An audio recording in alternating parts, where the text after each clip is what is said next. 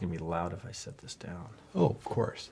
Thank you for joining us, Dr. Mark Vaughn, the Auburn Medical Group, here with Hey, Dr. your favorite, Dwayne Vaughn. Dr. Dwayne, because we're going to talk about... That was a subliminal message, your favorite. Your favorite. What is it we're going to talk about to our lovely people today? We are talking about, I think you saw it in the title there, bodily fluids. Bodily fluids. We deal with it a lot, so I figured it was something that needed to be talked about.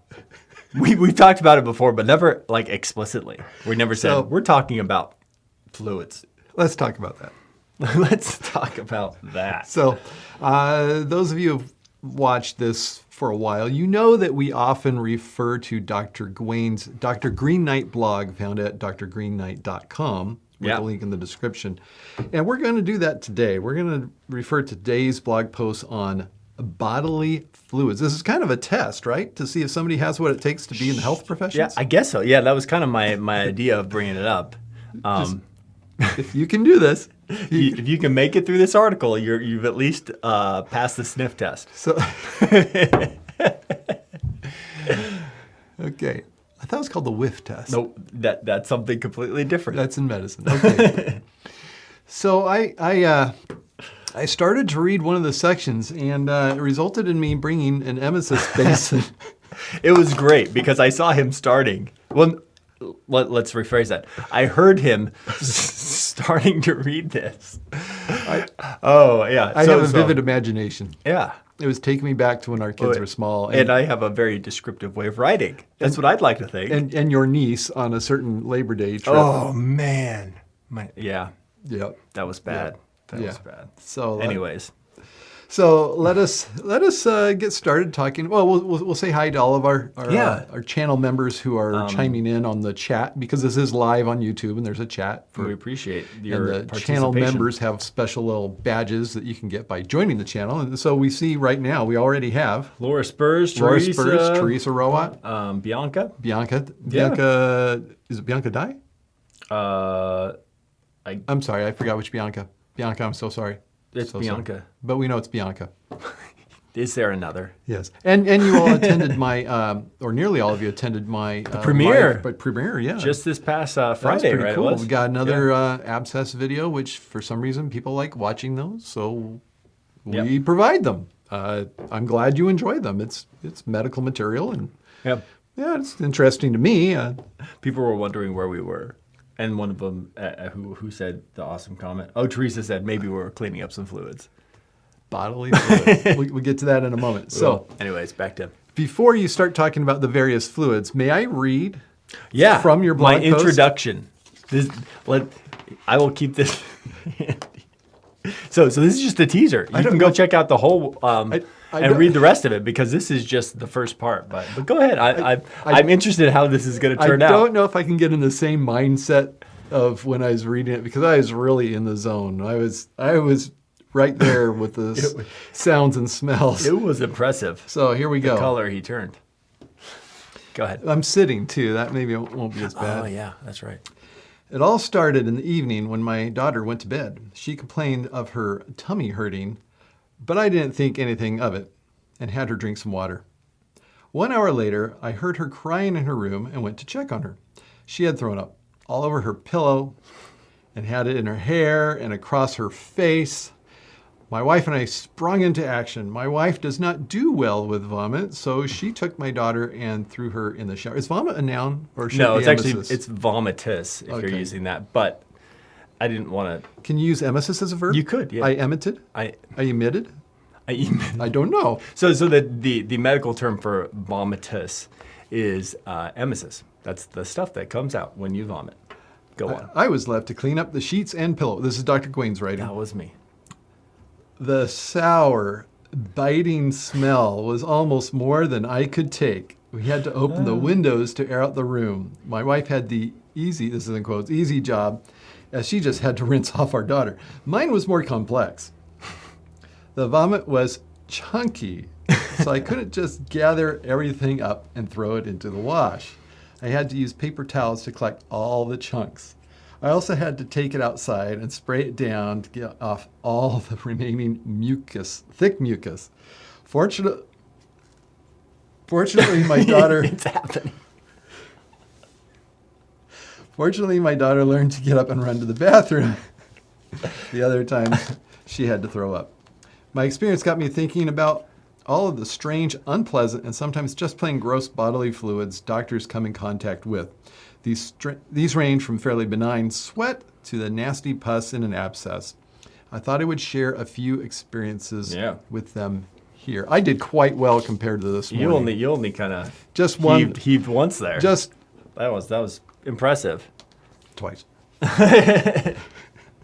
Okay. So anyways, he's a doctor. You wouldn't know. Please, Dr. Dwayne, tell us about some more bodily fluids. So I just went into a few with this because I thought that it's an interesting subject, right? So let's see, what did I talk about? Vomitus, pus, stool, urine, phlegm. I think that's all of them, right? Mm-hmm. Yeah, those are all the ones that I talked about. So, yeah, if you enjoyed that reading right there and made it through that without heaving your own lunch at home, then hey, there's more for you. Go read it. Actually, some of it's kind of comical. I meant it to be a little entertaining too, because some of the stuff we come in contact, it's just funny. So check it out. It's fun. So is that we're not actually going to go through? We can. Do you want to? No. Oh, we can, but you definitely need to check that out. Should we go into the things that we didn't talk about in there? Because there are so many other bodily we fluids. could. This could be like the video supplement. There you go. Yeah. So we didn't go into. Let's see. What do we want to talk about? Semen, vaginal secretions, CSF or cerebrospinal why do you fluid. Go there first. and lymph. Oh yeah. If you're a surgeon, you come in contact with all sorts of other fluids too. Yeah. Bile. And bile. That's right. Pancreatic secretions. Blood. I mean, did we even say blood? What else? I don't know. What are we missing? YouTubers? What are we missing? I think that's a pretty complete list. I mean, there may be something else I'm not coming up with, but snot. That's more phlegm category. Yeah, I was going to say you kind of got. Earwax. It's not really a fluid, but it moves. Some people don't like that. We don't mind. It can take the shape of the container you put. We don't even wear gloves. What do we take? We get comments about that all the time because it's not an infectious substance as long as there's no bleeding going on in the ear. So don't write to us telling us to wear gloves with the earwax if you see a video with us because we've heard that before. You're not original. Yes. Yeah. But I just wanted you to be aware there's a lot of bodily fluids, and some of them are considered potentially infectious and others aren't. And surprisingly, even though you can have a urinary tract infection, quite often, actually most of the time, urine is not an infectious substance. It's sterile. Yeah. Yeah. And actually that's true for a lot of the bodily fluids until they get to a part of the body that has bacteria. Which is the skin or outside somewhere or bowel. Right as it comes out. Yeah. So as it comes into the nose, it comes in contact with bacteria on its way out, or saliva as it's secreted in the mouth is fine until it gets into the mouth itself, and then it's in environment with lots of bacteria. The entire GI tract, though, all the way through, there's bacteria. We don't. They used to think the stomachs were sterile, but that nothing could live in that acidic environment. Acid, yeah. That was until about I think it was just the 80s. I think when they finally discovered that bacteria could live in the stomach. Right. I'm not sure where they thought the bacteria was coming from that was in the rest of the intestines. They think it came from reverse.